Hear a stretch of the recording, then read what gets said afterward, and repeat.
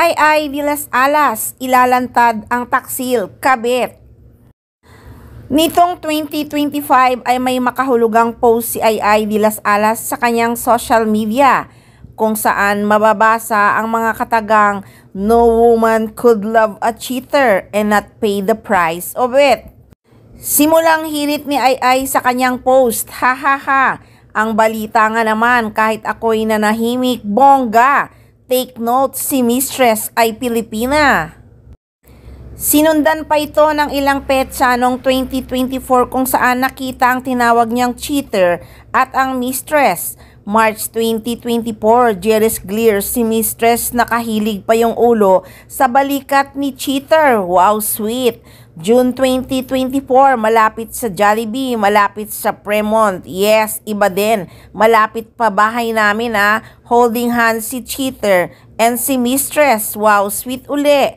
Post ng komedyante.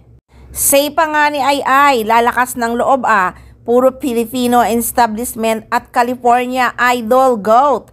Sa comment section ng kanyang post, marami ang kumampi sa kanya. How old is the mistress ba? Tanong naman ng isang followers. Mukhang kaedad niya, sabi lang ng mga marites. Haha!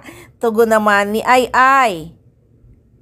Ay, ganun po talaga, Miss Ay, marami ang higad ngayon. Sabi naman ng isa pang netizen.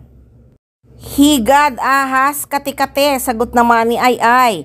May ilang netizens ang hinamon sa Ay na i-face reveal ang sinasabi nitong cheater at mistress. Face reveal na yan, sana may video. Huli sa akto, comment ng netizens. Hahaha, next time, say naman dito ni Ay. Ay did not name the mistress and cheater she was referring to.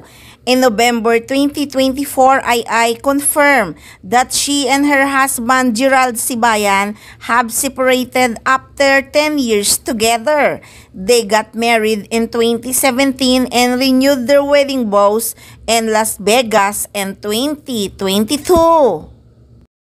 Matatandaang isiniwalat nga ni Ay sa mismong kaarawan niya ang kanyang panig sa panayam sa kanya ni Boy Abunda na naganap nga noon sa Fast Talk with Boy Abunda.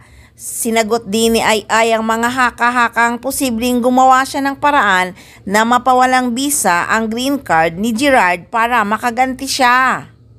Ayon nga kasi kay Ay, buklat na aklat sa publiko ang mga nangyayari sa kanyang personal at profesional na buhay. Higit sa lahat, utang na loob daw niya sa mga Pilipino ang magaganda at magandang pangyayari sa kanyang buhay noon hanggang ngayon.